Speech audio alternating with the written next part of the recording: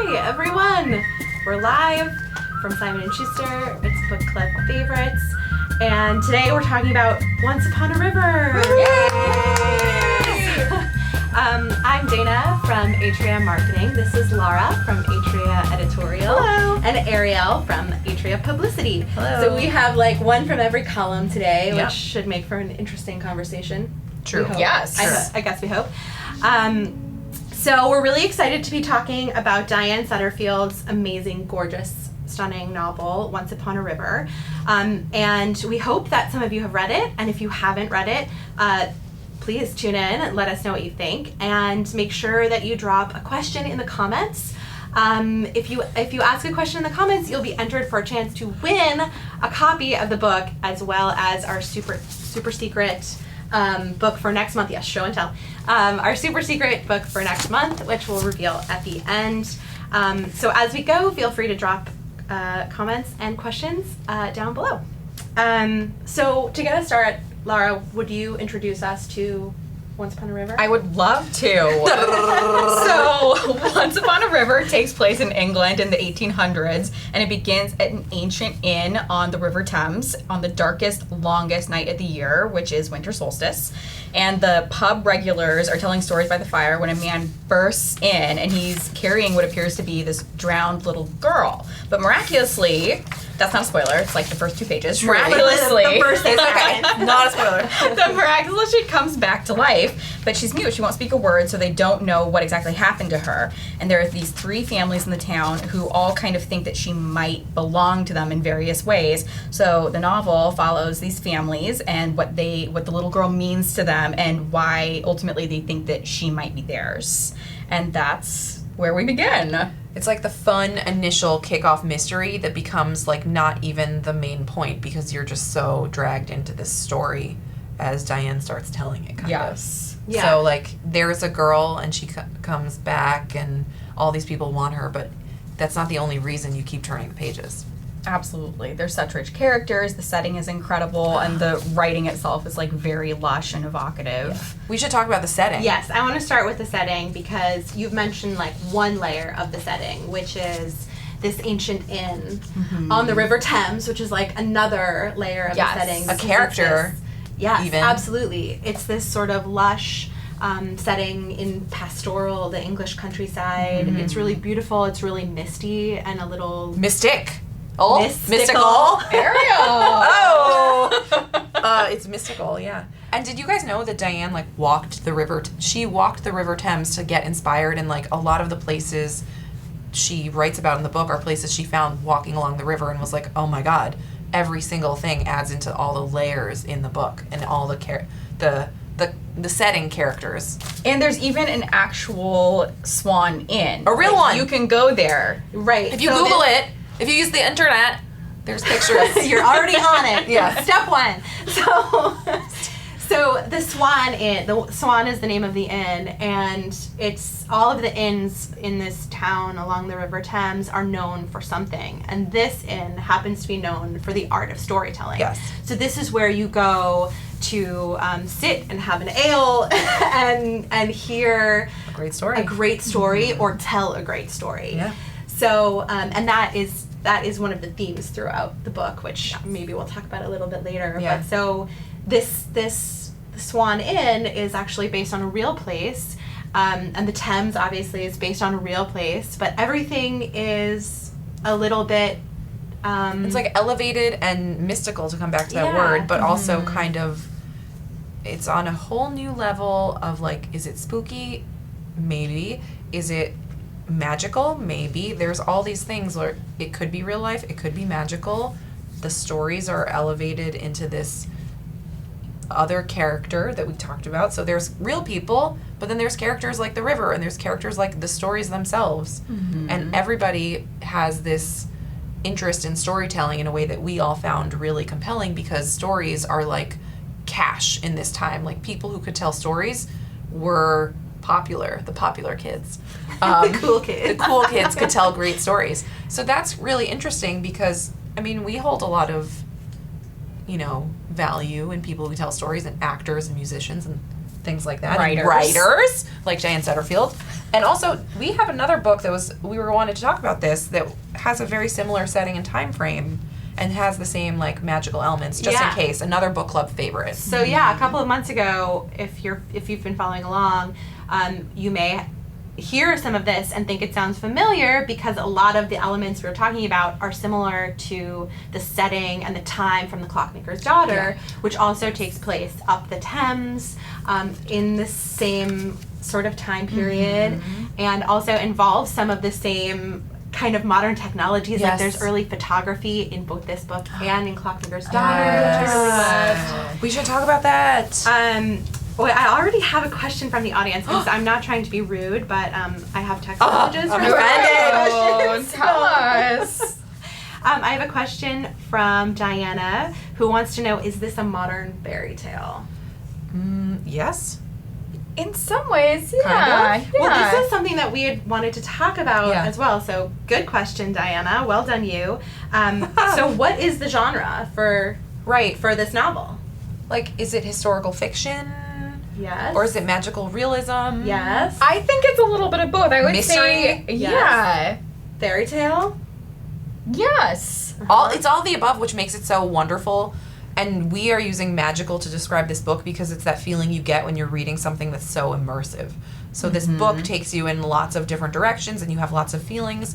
And some people say, like, you know, it's a solid chunk of a book, you know? Yeah. It's a good chunk of a book. Super. But that's kind of what's wonderful about it, because you don't want to rush through it. You want to take it a chapter at a time to read it and, like, feel the feelings that it makes you feel. Yeah, it's sort of like, I mean, it meanders the way a river meanders. And I think that's really interesting that it sort of takes off like a shot where, like, the stakes are very high. A girl has turned up and come back to life from the dead, and it sets everything in motion. But from there, you really learn all the characters' lives and their backstories and the history, how they came to be in this town. In this place. In this place. Yeah. You get to hear a lot of their stories along the way. Right. Again, storytelling. And even though there is this incredible mystery, which you're totally wanting to find out the answer to, you're just as captivated by the stories of all of these other characters who are just as richly described and have really fascinating backstories and have lived full lives on these riverbanks. Yeah, that's true. I have another question. Ooh. More questions. Does that mean we're really exciting to you guys and doing a great job? Or they really want to win the book. So, just a reminder for those of you who are just tuning in, we're talking about Once Upon a River. And if you drop a question below, you'll be entered for a chance to win one of these copies and next month's pick, which we will reveal shortly. At the end. So I have a question from Irene. Hi, Irene.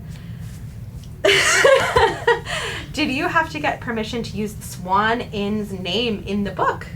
Ooh. I don't know. No, I don't think think so. so. I mean, I think Diane does live on the banks of the River Thames herself, so perhaps she was able to go in and chat with them and tell them that she wanted to feature them in the book, but I don't think that there were any sort of, like, official permissions involved, I think. Maybe if it was negatively portrayed and there was a legal issue, but no. It was none very such lovingly thing. portrayed. Yeah. I want to go there. I feel like it's driving tourism there, so it's only a good thing. Yeah. I would like to go as Yeah. well. Yes. I feel like I it's wonder true. also, I think probably the Swan Inn that exists now on different. the River Thames is not like Yes. it's not exactly the Because the more- one from it's over 100 Yeah. years ago, and it's a historic place. I know Diane does quite a bit of research when she's writing her so novels. much, yeah. So, but that's a very interesting question. It is.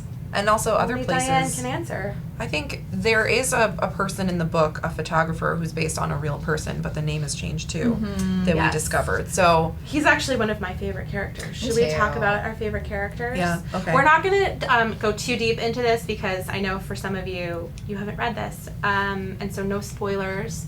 But spoiler free. Spoiler-free We're book cool. club. But the character that Ariel was just mentioning, Daunt, this photographer, is one of my absolute favorites. He seems dreamy to me. Yeah. Yes, and He's also very he has dreamy. like a very compelling storyline with my other favorite character, who's Rita, The nurse. who is she's a woman, she's a medical woman. Yes. And I think she's a nurse, but really she's more than a nurse. You know what's interesting, I think, about both of those characters and maybe why we all like them is because a lot of this story is the power of storytelling and a time when people didn't quite understand or couldn't explain why things were happening. So the beauty of this book is it's set in a time where science and religion and folklore are all coming together, and this photographer knows what's up, and he knows how to use like a camera and develop pictures in weird chemicals like collodion. The dark room. Yeah. So basically, it's like one of the original dark rooms, etc. So that's really interesting that we find that cool. And also, Rita is this kind of feministy, smart, empowered woman that every person needs. Yes. Everyone in the village calls her when they need anything. So she is so important to everyone and an important part of the book. And as like maybe modern women, we're like science, medicine, amazing. And she's like an amazing book collection. Yes. Like she's nerding out with her. I mean, she's amazing. Also, shout out to all you nurses out there doing amazing work. Hard work. Thank you. She is really the person who anyone called when anything went wrong in the whole town. Yeah. Rich, poor, anyone. Because also it's a very small town, it's remote, so you just have to get the person who's around, and Rita is around. Yeah, and So she learned amazing. from the best. Yes. So who are your favorite characters? Oh, sorry, we were talking about that. Those are my favorite characters. I'm in love with Maud the pig. Maud. Just wanted to say. Team Maud. Wait, who else? I love... I love Mr. Armstrong. Yeah. He's like a very guy. compassionate guy, and you just kind of are swept along in his story. Yeah. He's kind of a unique character. He's a really good dad. He has some interesting family struggles, though. True. And I cried at the end when I got to the end of his story. I cried a lot, I think, in this book, but I cry I did everywhere. too, yeah. I cry a lot. So spoiler alert, if you cry a lot, you may be crying in this book. I cried on the subway reading it, so. I also just like a little shout out to Jonathan, who is a young boy who lives and works at the Swan, which is, as we've mentioned earlier on, a place for storytelling, and he cannot tell a story. Yeah, he's and trying. he goes out of his way, and eventually he finds the story. Yeah. Which is a minor spoiler, It's but true, like a minor heartfelt spoiler. spoiler. So just really a quick lovely. reminder for those of you tuning in, we're talking about Once Upon a River by Diane Setterfield, and this is book club favorites. Yes. Obviously.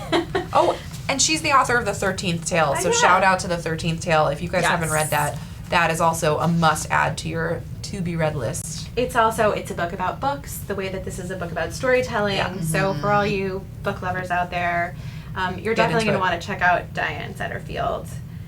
Okay, I have another question. Dun dun dun, audience question. Erica, from whose point of view is the story told? An overarching... Yeah, I mean, there's So many. Yeah. it follows a lot of different characters. Also, which story do you mean, Erica? There's so many. There's the big overview story, Right. and then there's all the little stories, and so we hear Yeah. from A lot of a people. lot of different people. But it's like an omniscient narrator. It is, yes, Yeah, it's in because third it's not... person. Yes, it's in third person.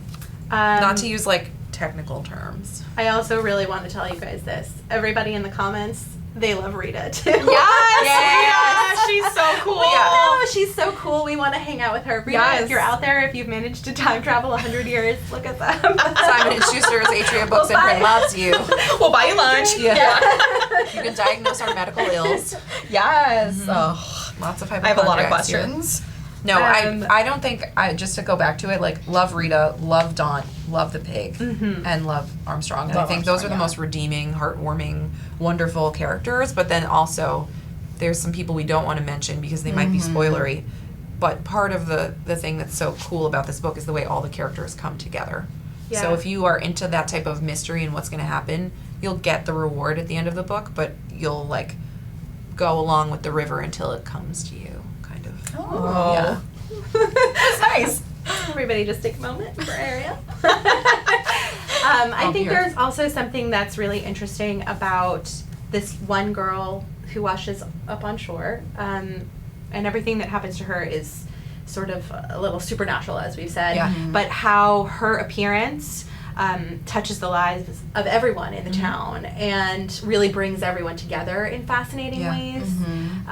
So there's a lot of characters to fall in love with here. Yeah. There's some great people to love to hate. Mm. And Yes. there's some people to wonder what is really going on wink, wink for those of you who read it, and obviously pick up a copy for those of you who haven't. Or better yet, enter below by asking a question in the comments, and you'll be entered for a chance to win a copy, your very own paperback copy of Once Upon a River. I have another question for you. Ooh. I know. We're so Great. You guys are doing great. Yes, Yeah, thank you guys are doing great. Participatory audience. Say that 3 times fast.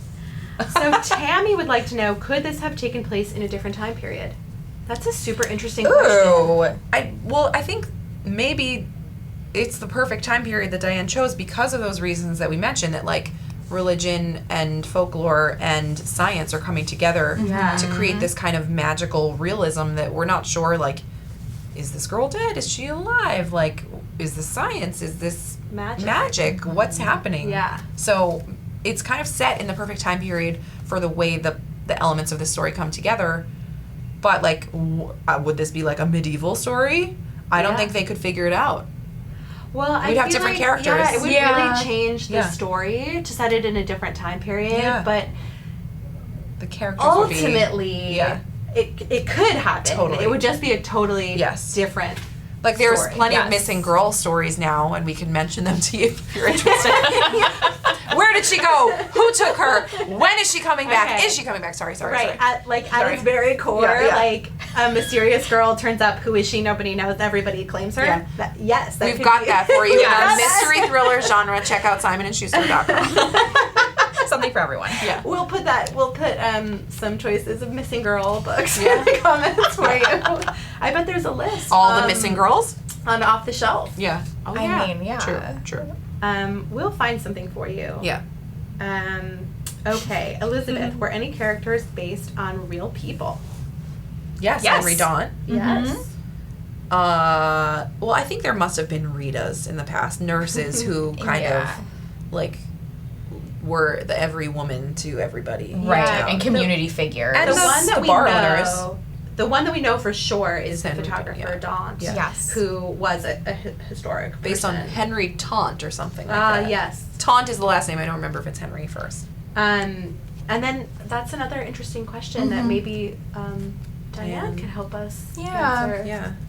Well, there's the river, which is a real river. Yes. The river's real. And the lots of swan places is real, along it. as we've said. Yeah. There's a big manor house that is real, so, you know, a historical family did live there. Yeah. Okay. Lots of real stuff and lots of imagined stuff. Yes. Which is, in my opinion, a great best. combination. Absolutely. I have another audience question. Great. If I can prove it's me with my Face ID. This is movie magic in the making, everyone. iPhones. Both Elizabeth and Irene would like to know, how do we come up with the covers? That's a good question. We can talk Let's a hold minute it up, about the covers. Okay, everybody. Oh, I wish we had the hardcover, because the hardcover was this basic design but with a white swan. Yes. And we wanted to change it up for the paperback, right? Yeah, we just decided that we wanted to have a fun new option for the paperback. And we thought this was super beautiful. Both are gorgeous. We So love the beautiful. swan with its like elegant white neck, but this is really lovely and eye-catching, and our art department worked super hard on it. And like beachy. Yes. It's perfect for the beach Yeah, bag. it really it's a nice is. trim size. We said, I mean, it's a substantial length, Yeah. but Yeah. now it's like a nice little trim size. Chewable. Love a good trim. Also, I the love this river book. on the front like continues onto the back, and you really like, ebb and Yes. flow. I mean, details here, you guys. Yeah. Also, Yeah. can I just tell you guys a personal note about this please. book? This was one of the very first books I read when I came to Atria. Oh. And I read it right on a river. Like, I was sitting on a river, and the river was going by. And so I had this, like, incredible experience reading this book, and it will stay with Stay with me you. for a long time, I think. Oh, that's so nice. That's just personal sharing time. Oh, If you wanna guys. know. That's so nice. Can I just share that, I just want to share a review in case you were on the fence about reading this. The Washington Post said this is an immersive experience made of light, texture, scent, and sensation, and the prose feels lifted from another era. That's what Entertainment Weekly said. The prose feels lifted from another era. So this is some straight up Shakespeare stuff. way easier to read. Basically. No, but way more compelling? Yeah, way more compelling. I mean, Shakespeare's great. More but, compelling than Shakespeare. Yeah. You heard it here first, everyone. What a blurb. compelling, but also easier to read and more, like, delightful and mysterious. It's Did not we in Old mention English. that Ariel is the publicist for the book? Just wanted to bring it back to, like, don't just trust us, trust the media. Yeah. Trust the real critics. I think you can also trust readers because Yeah, readers and are readers really love loving it. this Yes. too. So if you have read this book and you loved it, please tell us below in the Yeah. comments as well. Feel free to ask a question for a chance to win a copy, which Yeah. is going on now. And then I have a comment from Julie who says this is really nice. Are you guys ready? She said she could listen to us all day. Julie! Come on down, hang out with us. We should take like people, readers who want to jump in and ask questions like live in the office. Wow. Ugh. I'm just saying. Maybe we may Legal, get on that. Thanks, Julie. That's so nice. Let's Let's do see. this one, the fairy tales. Okay. Go ahead. Ariel wants to talk about fairy tales. Well, I just think there's so many books that are kind of loosely based on fairy tales. Yes. So we were talking about that, and we would like to know, one, what are your books that are loosely based on fairy tales? Like any awesome retellings, or any retellings for that matter. And since this is kind of like a fairy tale-ish magical realism book, I want to share one of my favorites, which is The Girls at the Kingfisher Club by Genevieve Valentine, who also she started writing the comics for Batwoman or Wonder Woman. Like, she's a amazing woman, and she also wrote this 12 Dancing Princesses retelling that's set in the, like, flapper jazz age, so it's really cool, and I love that. I read that a long time so ago and I good, loved it. right? It's so good. Yeah. It's really, really good. Read it. Okay. Yeah. That's mine. Tell us in the comments below Yeah. what fairy tale retellings You like. love. We want to Yeah. know. I need to add to my to read. Yeah. Yeah, list. this is, I don't know if you can tell, this is all of our, like, right in our wheelhouse Yeah, for reading. fave so. genre. Totes. Okay, Lara, what about you? Okay, so I have a couple. I mean, it's not necessarily fairy tale, but I do love Madeline Miller's Circe yeah. and Oh, Song of yeah. Achilles. And she blurbed this book. Yes, she did. Thanks, And Madeline. it has that sort of mythical. Yes, there are mythological- totally mythological Yeah. elements. Like, I would say, like, I know Diane was thinking about, like, Orpheus and Eurydice when she was writing this book. What was that And last also, word? and also, like, Demeter and Persephone. So there are definitely, like, elements of Greek mythology. This girl in is this smart. book. English majors. And I also really love a book by Helen Oyeyemi called Gingerbread. And it's kind of like a Yes. modern retelling of Hansel and Gretel, or at least has those elements in there. So yeah, this is definitely in my wheelhouse. I love those kinds of books. That's Yeah. a good backstory for a best-selling book that other people love. Like, maybe people didn't know that Gingerbread is based on this retelling of Hansel and Gretel. Knowledge drop. Knowledge bomb. You know. Okay, sorry, Dana. Well, I also love fairy tale elements in novels, and another one of my favorites is a previous book club favorite. Alice Hoffman touches on so many fairy tale elements. All of her books, no matter what they're about, they sort of always come back to fairy tales and storytelling. So Pick her up. I love her.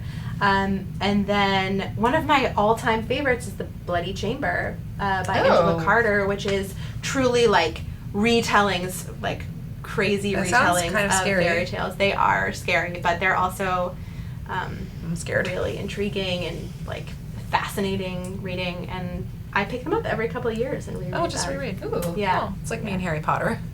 Oh yeah, me too. We also really like Harry Potter. Yes, absolutely. Who's a Slytherin? Not me. Oh. We have a Slytherin in the room. On camera, you guys can't see her. We have an audience question. The Slytherin is telling us there's an audience question. Yes. Hey, if you're a Slytherin, house pride, let us know in the Parcel comments. tongues. Yeah. What's up? Actually, tell us your house, whoever you are. Yeah. Tell us your house in the comments, and we're Yeah. going to find out what house gets 10 points for being A having the strong most commenter? people Yeah. in Yes. the comments. Yeah. Cool. Okay. Cool. I bet it's going to be Hufflepuff. Or Shout out. Ravenclaw. What about Ravenclaw? I feel like Ravenclaw. I'm a Ravenclaw. I think I am too. Okay, from Dottie. Thanks for being spoiler free. Phew. hey, Dottie's going to order the book. Yes! Dottie, you're in for an amazing Then come back ride. and re-listen and maybe you'll learn something Yes, new. and feel free, come back, leave a comment. This is going to live on for a little while, so Forever. forever, as long as magic the of the internet internet. lasts. So I know we have to sort of wrap up before we reveal next month's pick, which is very exciting. Stay tuned. Can't wait to talk about it. Does anybody have anything else they want to say about Once Upon a River by Diane Setterfield? Other than we love it and you should go get a copy now. I just want to say this is a beautiful book. Mm. And go check out the Goodreads comments and the Amazon reviews and the Barnes & Noble reviews and go talk to your independent booksellers because, oh wait, it was an indie one. I mean, indie bestseller. Yes. Indie next pick. pick. Sorry, words. And a library reads pick. Mm-hmm. So that means that librarians and booksellers and consumers and media and everybody loved it almost as much as we did, probably, because this is a lot of love in this room for Diane, who's also, by the way, a really nice person. The kindest. So if you ever have any questions about like what an author is like, you can also ask us because she's a gem. She's so smart. She has a great accent. She's fun to listen to. You can go check out some of her podcast interviews to learn more about the backstory. Like this book has some personal history for her with her own family, kind of inspiration. So that's really nice to hear about. Yeah, maybe we can leave some of that stuff in the comments. Yeah. Oh, after we this. can go back Absolutely. and drop that for you. So right at the last second, you guys are sneaking in with comments. A comment from Tammy that if she were going to cast this, she'd want Kate Blanchett to be Rita. That's great cast. Yes. Oh my gosh, Yes. It's really good definitely casting. approve. Agree. Yeah. Done. Thumbs up. That is definitely Tammy, her vibe. you're hired. Yeah, Tammy, go to Hollywood. Can you, somebody tell them. Actually, this has already been picked up, I think, by the people who made, it's something famous in the UK that people watch. Yes. Can you Google it for us, Broadchurch. guys? Don't know. Broadchurch! Yeah. Broadchurch! I really like So British those TV. people have already optioned it, so maybe, fingers crossed, let's like put our good vibes out there for this to Good get vibes made. Kate Blanchett. Yeah.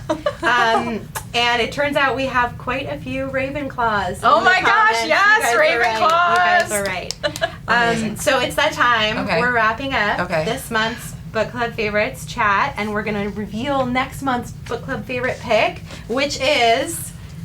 You ready? Watching You! By Lisa Jewell, who's also British and amazing! This book is so good. It's so good. It's also creepy. She's my girl. So please order your copy now so you can talk with us about it later. I might not be here, but whoever Do is. you guys see how excited Ariel is about this? Get excited. Wait, give me that book. The New York Times says it's tricky, clever, and unexpected. Like, what more do you need to know about your domestic suspense psychological thrillers? Oh my god, I just love how excited you are about it. Yes! So we're so excited. We're going to be talking about this next month, all month. You can get your copy now. You can also enter for a chance to win below by dropping in a question. Some of us may drop in and answer some more questions later. Yeah, you guys can sure. chit chat with each other. Yeah. You can continue to rep your Harry Potter Yes. houses. Get that sorted. And I think that's it. I hope that you guys read and love Once Upon a River. Thanks for hanging out with us today. Thanks so much. Happy reading! Bye.